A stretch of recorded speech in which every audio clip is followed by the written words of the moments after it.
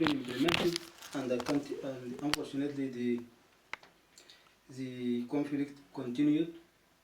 On the 2 months after the eruption of the conflict, on the 14th of June 2023, the RSF committed a massacre in Al Jinena, which is the capital of West Darfur state, and they have slaughtered a lot of civilians just on ethnic grounds, just because they belong to a specific ethnic group.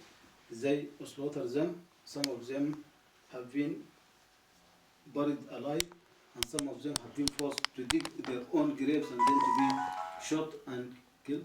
And the governor who belongs to this ethnic group also was shot dead. And then the atrocities continued.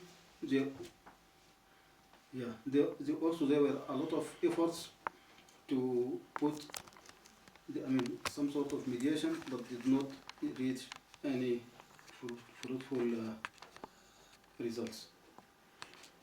Now we can look at some of the factors that made this conflict rage for this long time with these atrocities.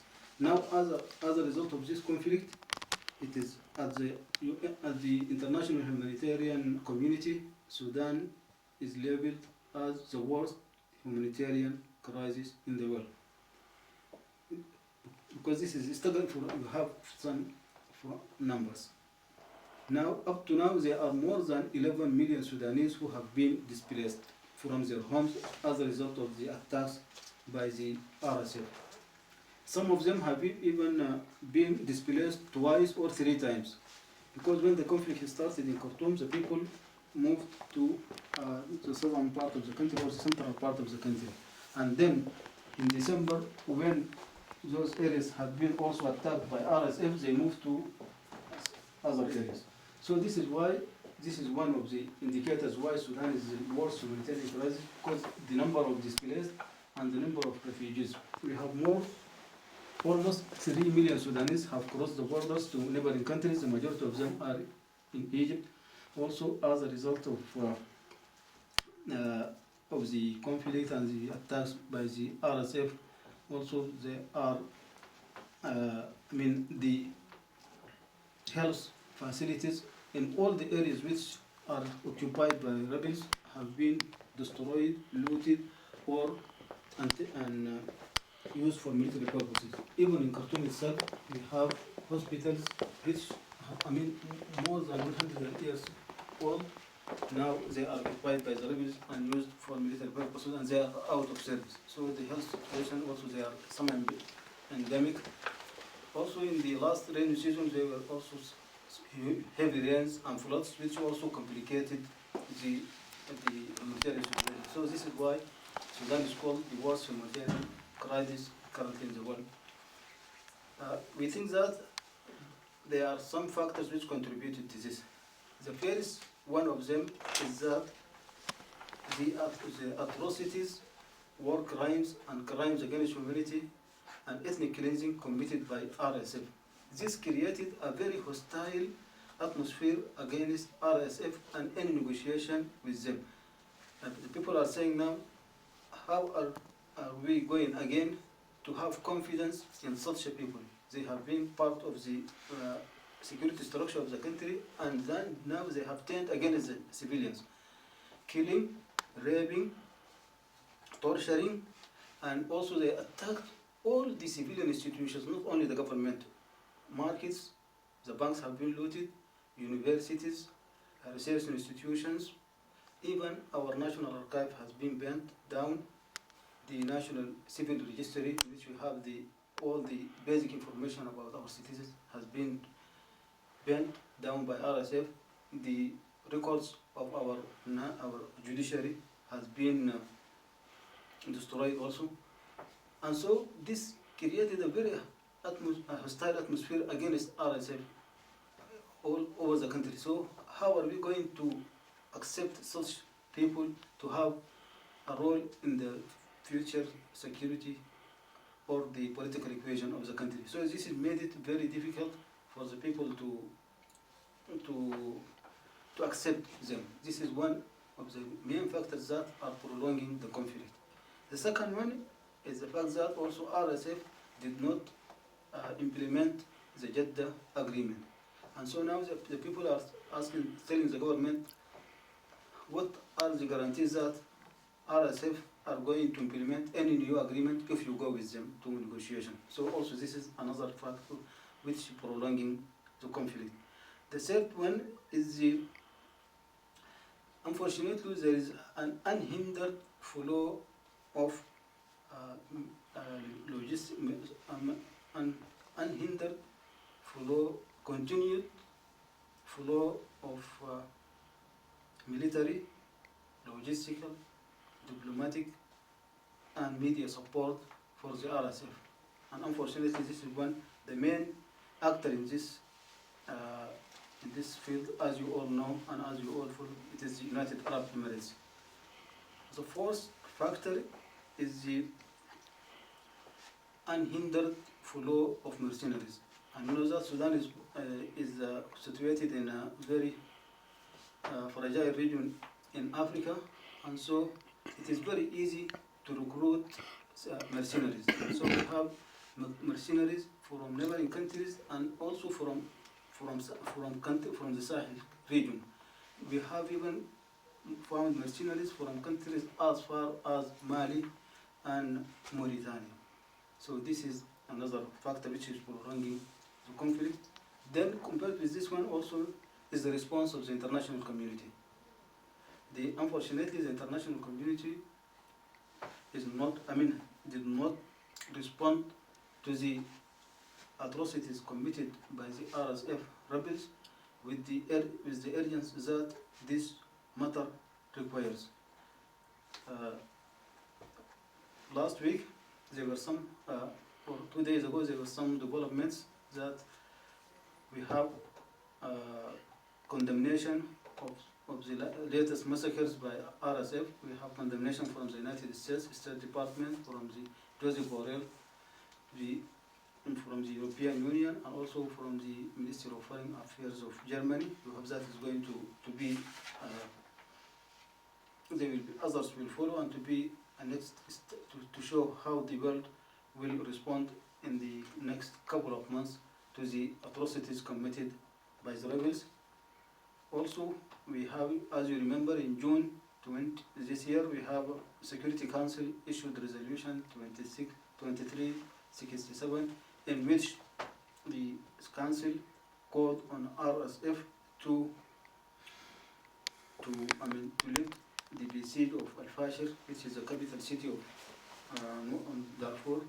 But unfortunately, that call by the Security Council has not been heeded to by the rebels, and still the rebels are trying to occupy that city. Then a sixth factor which is prolonging the conflict is what we call it, that some of our regional and international partners fall with what we call oversimplification trap, in the sense that some people are just saying that it is just a matter of conflict between two generals, Burhan and Hemeti, and so we have nothing to do with it, which is completely out of the reality. The reality is that the Sudan armed forces are the national army of the country. They are having constitutional responsibility in order to protect the country and its people, and they are trying. And now wherever the RSF enters a village or a town or a city, the first thing that they turn their arms against the civilians, and there's a lot of atrocities committed against civilians. And the last factor that we can speak of is what we call it filthy money, because unfortunately a lot of money is involved in this conflict. So with this money you can easily influence politicians, sometimes media, and sometimes even representative of regional and international organizations. So all these factors let this conflict dragging on up to now. Now our hope is that with the latest massacre, as I said, that just massacre was on Friday, where 125 persons have been killed in just one small village called Al-Sireha. We are going to show part of this video about this area. That was on Friday. And we have this condemnation. And also 2 weeks ago we have Twitter, and which is X now, and Facebook. For the first time since the start of the conflict, they blocked the account both of RSF and Himeti. We think that is a step in the right directions, and with this now condemnation, we hope that the international community will look to the this rebellion in Sudan in a way that will help the Sudanese people to achieve peace, and also to enable us to end this very bad, and very ugly page in our history, because the level of destruction is unimaginable, the level of suffering and humanity. Just I can assure you, just in one city, that is Al Junaina, the number of civilian casualties in just one city, that is Al Junaina, which is in West Darfur, is more than the total number of civilian casualties in Ukraine since February 2022. We see and so this is, we hope that now these recent developments we will witness a change in the international community on how they are looking to RSF, and how they are looking to the conflict itself, and how they are looking to the future of the country, and to how to end the suffering of the Sudanese people. We hope that the international community will continue to strongly condemn those heinous crimes committed by RSF, and to stop equating Sudan Armed Forces and the RSF as two sides of the conflict. There is no comparison at all between what is the Sudan Armed Forces is doing and what the RSF rebels are doing, and turning their arms against the Sudanese people. This is that we look forward and hope that the international community is going to take tough action against those regional actors who are fueling the conflict. Chief among them is the United Arab Emirates, and to look at the complaint and the evidence that we have provided to the Security Council. We think that if there is enough pressure on those regional actors and the RSF, the conflict can end as soon, soonest, and the suffering of the Sudanese people will end. Also, we think that we just want to remind our partners in the international community and in the region is that Sudan is situated in a very fragile region. We are bordering the Red Sea. To the east, we have Ethiopia, which is unstable now, there are internal conflicts. Then we have Eritrea.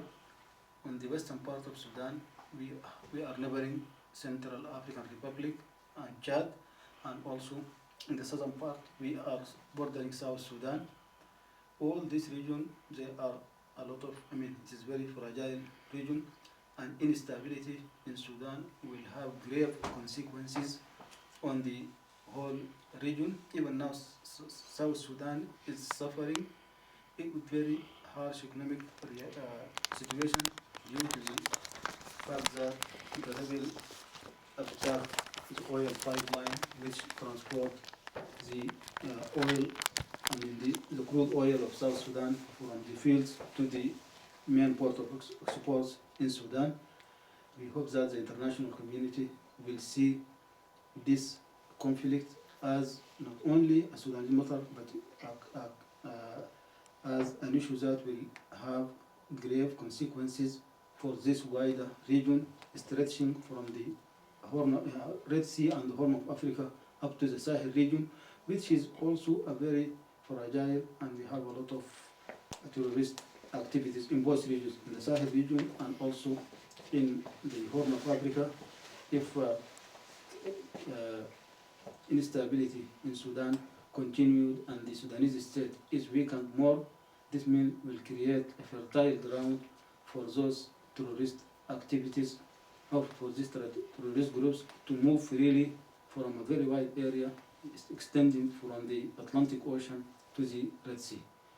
Another factor also, especially for our partners in Europe, is that also instability in Sudan and prolonging the conflict will increase the numbers of our youth who will try to cross the Mediterranean looking for better life in Europe, and they will come as illegal immigrants. I think that also this is an area that our partners in Europe have to take into consideration and to try to cooperate with the government of Sudan in order to end this conflict as soon as possible and to try to help in rebuilding the country. Another area also we think that is important, we think that we need to increase the humanitarian support to the country and also to the refugees in neighboring countries. As we said just now, after there was a high-level meeting in New York in September, and now after all these efforts, the humanitarian response plan is only funded by 56%. The UN estimated that they need $2.7 billion for 2024, yeah. For their population in Sudan and neighboring countries, they have received only 56% of that amount. We hope that the international community will provide more resources for the humanitarian operations. And in this also would like to take this opportunity to thank all the neighboring countries, friendly countries, and international organizations that supported the humanitarian operations in Sudan, even including Austria. They have provided support this year through IOM and ICRC, and also last year. But we think that the needs are so enormous and huge. Also, we hope that the international community will do their best with the support the government of Sudan in order to link these humanitarian operations with early recovery and reconstruction, because as you know, the country has very big potential in food security. So in a very short span of time, the humanitarian situation in the country can improve dramatically, and the country even can move from a net importer of food to a food exporter. Also, we hope that the international community will accompany us in the daunting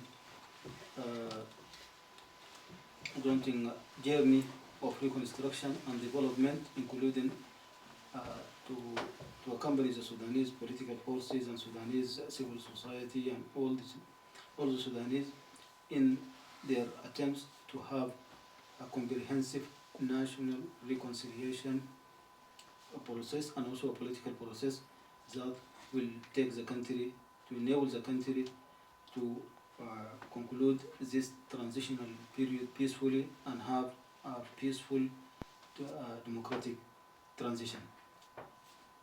Thank you again for listening, and before giving you the opportunity to engage in questions, and there is a short video which is about the latest massacre in Al Jazeera state, which was just last week, that is Friday.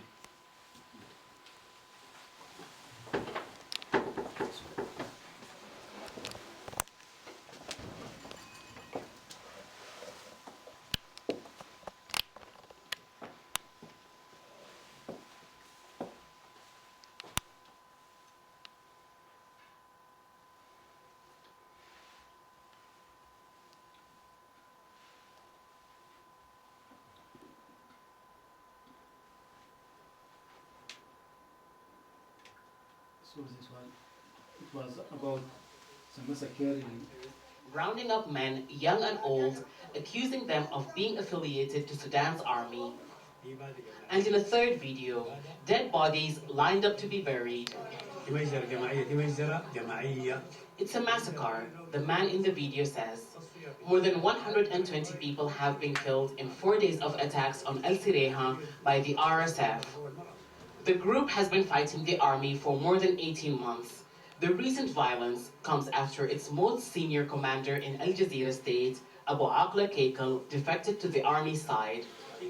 Dozens of other villages have also been attacked, thousands have been displaced, many have been reported missing, and Sudan's Center for Combating Violence Against Women says that nearly 40 women have been raped. RSF fighters say the attacks are a retaliation to Keikal's defection. Al-Sireha and other villages attacked by the RSF lie miles away from the nearest front line. It's not the first time the group has targeted villages in Al Jazeera state. When the RSF took over the capital and other villages in December and early January, local groups reported a wave of attacks on civilians. The UN has expressed concern over the recent RSF attacks and called for it to stop.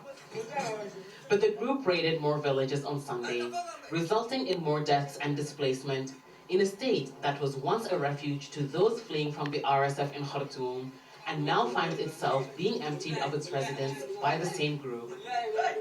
Hiba Morgan, Al Jazeera. This mobile footage, taken by a Rapid Support Forces fighter, shows the paramilitary inside Al Sireha village in eastern Al Jazeera in central Sudan. Another mobile footage shows other fighters rounding up men, young and old, accusing them of being affiliated to Sudan's army. So this just clip shows you part of the suffering of the Sudanese people, and also show you how the picture is grim and how far the RSF are in committing war crimes, crimes against humanity, ethnic cleansing, and other atrocities. So now with this, I thank you again for your patience and for your kind attention, and open the floor for any questions and or comment that you may would like to raise. The floor is open to you. Thank you.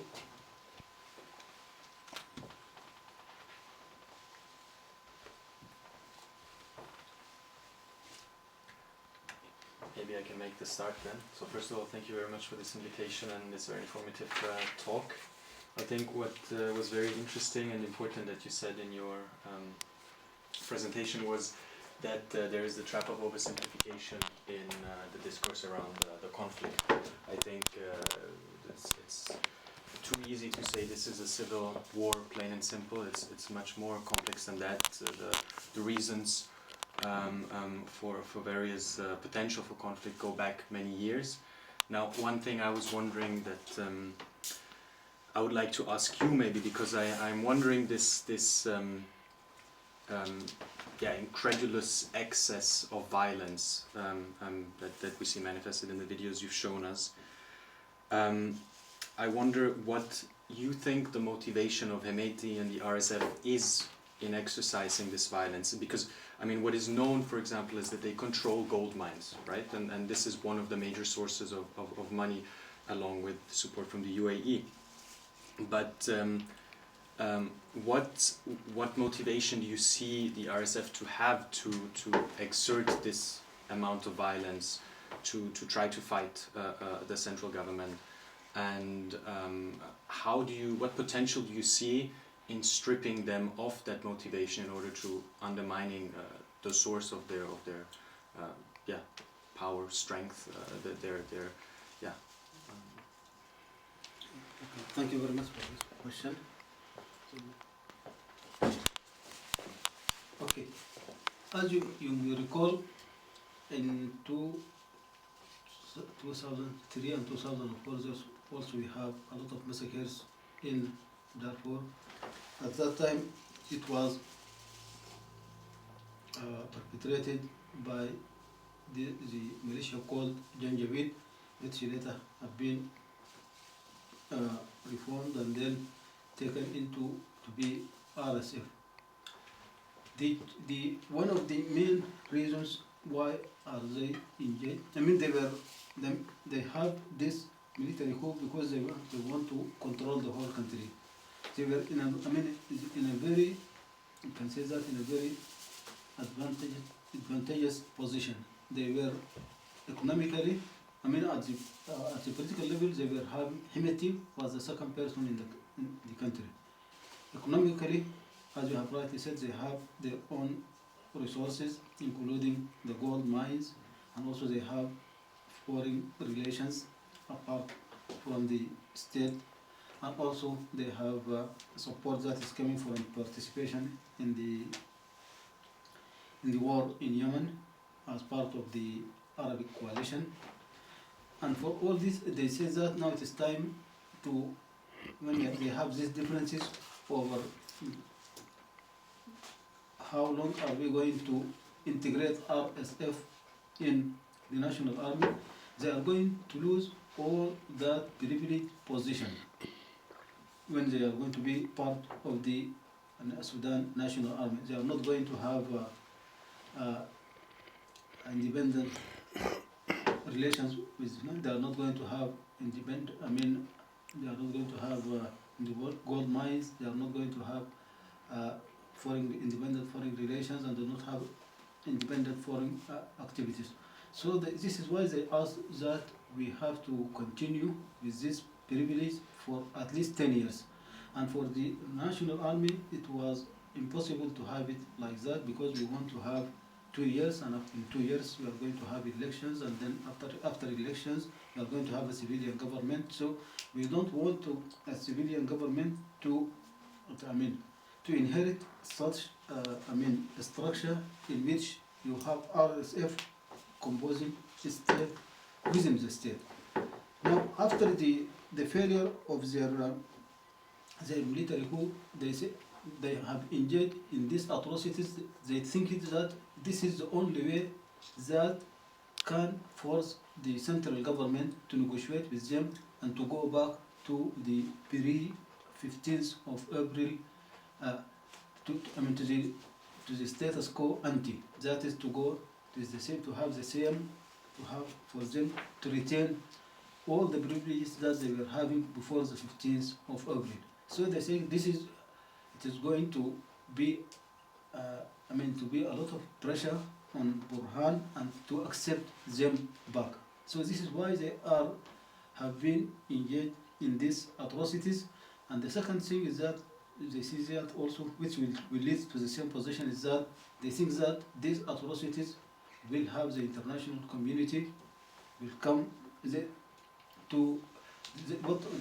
were aiming that the international community will come and deploy forces in Sudan, which will give them the opportunity to have a privileged position in the country's future. So this is why unfortunately they are doing all these atrocities, committing all these crimes, and war crimes, crimes against humanity, in order for them to have a privileged position in the country's future. This is why they have been doing this, to put pressure on the government to negotiate with them, and also to ask the international community.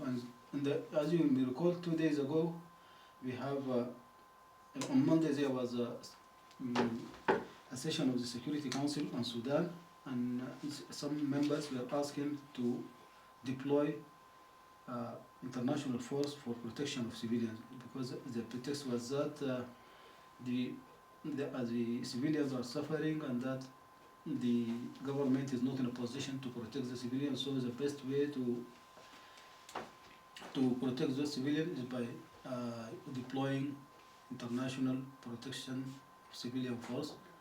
But the Secretary General himself, he said that, put it clear that now the UN is not in a position to redeploy forces for the protection of civilians in Sudan, and that the Security Council, they are open to engage with the Security Council to see the best way to how to address the issue of protection of civilians.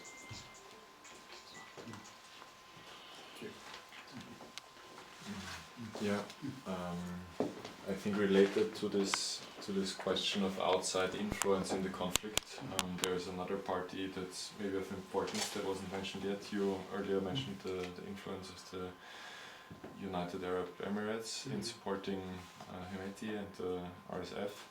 How do you see the role of Russia in the conflict? Because they also have Wagner troops, if I'm informed correctly. making sure to access Hemeti-controlled gold resources, but they're also supplying Al Burhan and the Sudanese army with weapons. So what's Russia's role in this conflict? Yeah, you are rightly said when you speak about the Wagner. Yeah, before 15th of February 2023, Wagner used to have very good relations with Hemeti and also supporting them in their operations in Sudan, and also they were having cooperation between the two in Central African Republic.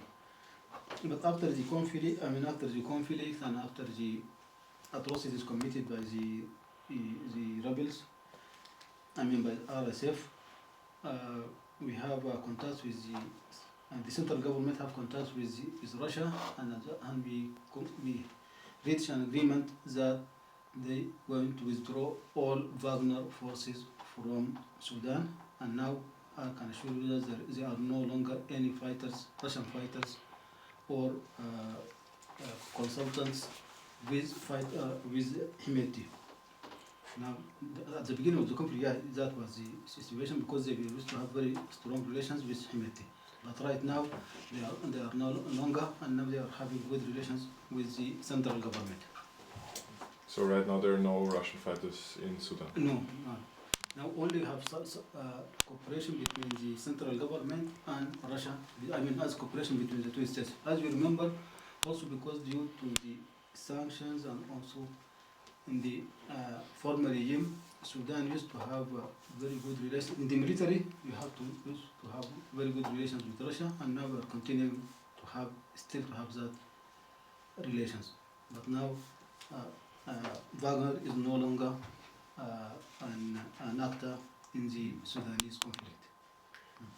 And what's the nature of the relation between the Russian government and Sudan as of now? No, yeah, they are one of the countries that are economically, they are one of the countries that are investing in gold in Sudan.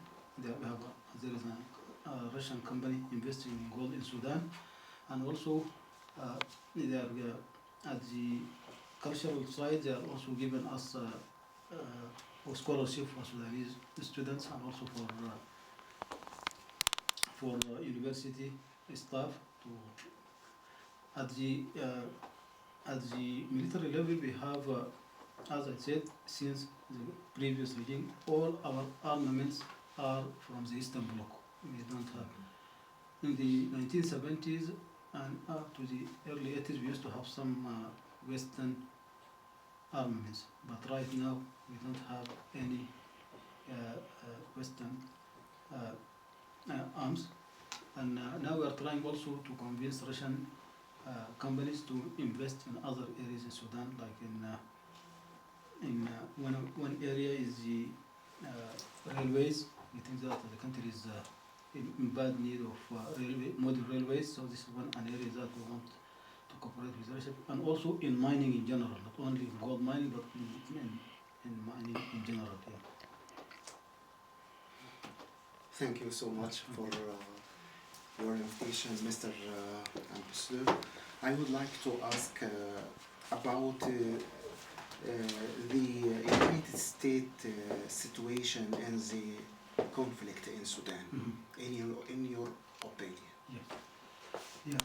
As I remember, United States was one of the countries that were supporting the democratic transition in Sudan. They were, before the conflict, after 2019, we used to have what do they call it, the Quartet for Sudan, which composed from United Arab Emirates, United States, United Kingdom, Saudi Arabia, and Emirates. This is before the conflict. After the conflict, they were the first country with the support of Saudi Arabia, who tried to bridge the gap between the two sides, and they were the first mediation in Jeddah. It was by the United States and the Kingdom of Saudi Arabia, and unfortunately that agreement that we signed in Jeddah has not been implemented, and the conflict continued and raged on.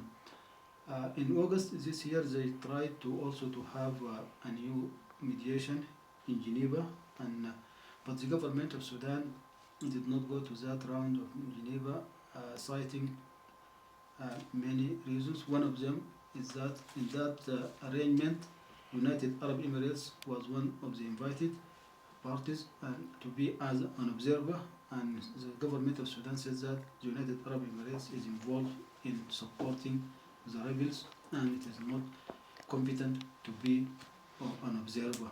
This is one of the reasons why we did not go to Geneva talks. And the second thing is that also, and they said, they insisted that the delegation of Sudan is to be headed by an army, to be composed only from Sudan armed forces. And we said no, it is not. The conflict is not between RSF and Sudan armed forces. It is between the government of Sudan and RSF. And so the delegation is going to be a delegation of the government of Sudan, and it is going to be led by a civilian minister. And this was not accepted to the United States. And so this is why the mediation didn't succeed. Now there are other attempts to have new mediation, but up to now, I think we don't have information about any recent developments in this respect. But the most important thing is that yesterday, the spokesperson of the State Department condemned the latest atrocities and massacre committed by the RSF in Algeria state, which we have just seen part of it. This is the position of the United States as far as I know. I would like to ask another question. What about the abilities of Sudanese armed forces to end this conflict today? As you have been following, there are a lot of at the beginning of the conflict, RSF was having the upper hand militarily. But the government, now when you look back to 1 year and a half, and now the situation has improved, very much. Last month, the National Army was able to take several areas in Khartoum. Before that also, the National Army took several areas of Omdurman. Last week, the National Army took several areas in Blue Nile, that is Al-Dindir, Suki, and even now they are besieging Sinja, and also they are besieging with Madani.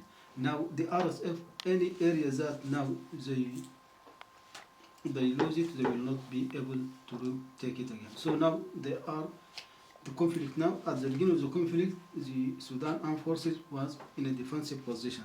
But now RSF is the one which is the side which is on the defensive side. So by the time I think that if there is credible international pressure on those regional actors who are supporting RSF, I think the conflict can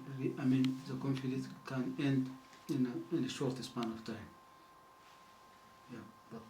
But every day the position of the government is improving. And another thing is that also at the same time, militarily the position of the government is improving. At the same time also the support of the Sudanese people to the army is also increasing. And I remember 2 weeks ago there was just a rumor that the army has taken the Khartoum refinery from the rebels. At that time, a wave of demonstrations and celebrations took in the different parts of Sudan, and also a lot of demonstrations took place in Egypt, because there were a lot of Sudanese who were displaced by the conflict there. They are living there, and so they were celebrating this that victory. So the position of the army is improving day by day, and it is now a total victory over RSF is a matter of time. But if there is if we have in Sudan we say that one hand does not clap. In order to clap, you need two hands. We think that now if we have a clap and another hand from the international community putting pressure on those who are stoking the fire, I think we can end this conflict before the end of this year. Even. And I'm very optimistic that as time passes, the position of the government of Sudan Armed Forces is going to strengthen day by day. And at the same time also the support of the Sudanese people to the Sudan Armed Forces.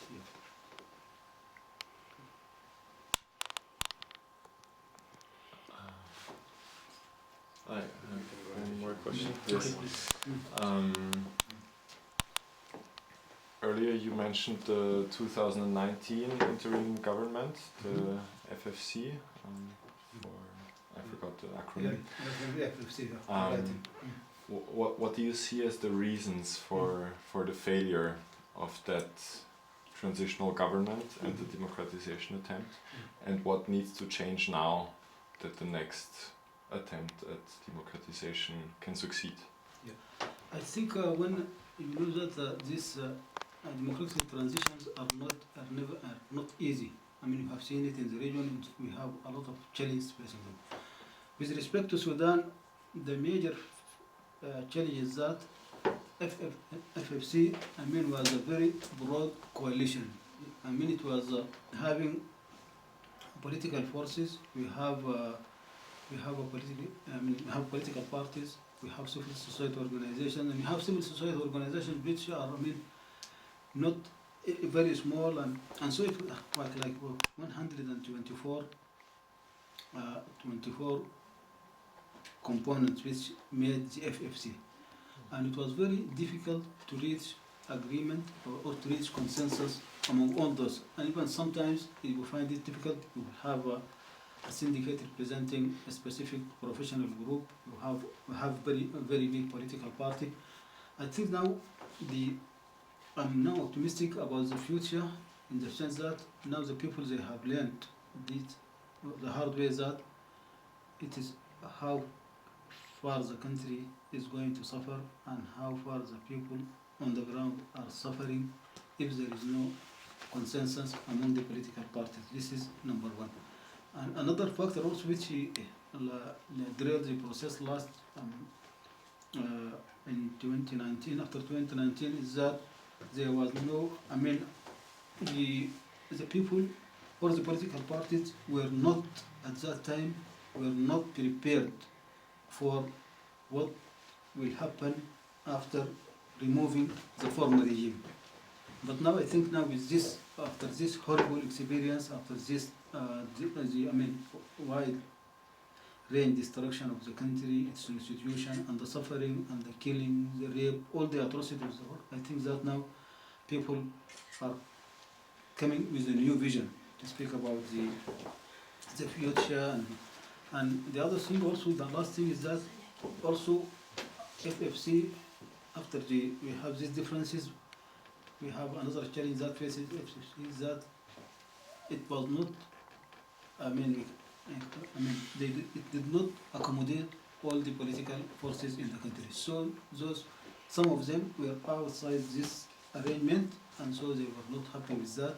And so now all the people are speaking that for us to move forward, we have to get a formula that involves all the stakeholders. I mean that all the political parties in the country and all the a broad range of representation of civil society, not to leave one behind. If you leave someone behind, he is going to make troubles for you. I think that is why I think that I'm optimistic about the future of the country, and also about the success, the possibilities of success of the political transition this time. I think if we find understanding and support from our partners in the international community, I think that is going to also be very helpful in managing the transitional period in a better way. One final follow-up question. Was there a concrete threat in 2019 that forced Hemeti and Al-Burhan to arrest oppositional or transitional government leaders? Yeah, it was not some sort of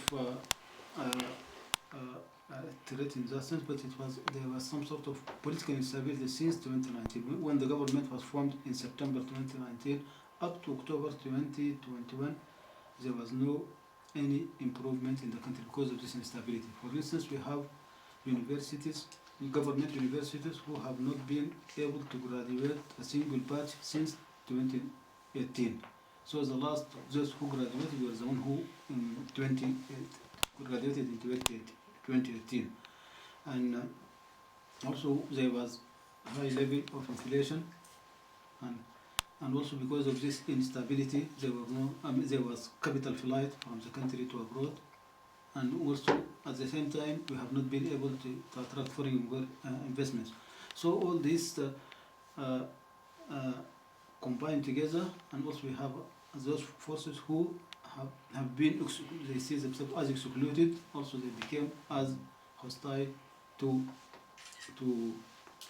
FFC, and so they put pressure and they stand some sort of sit in near the premises of the Republican palace in order for and so all this political atmosphere was not that conducive. So this is why the Burhan and Hemeti, they decided to end that period and to try to take measures and to try to have a new government.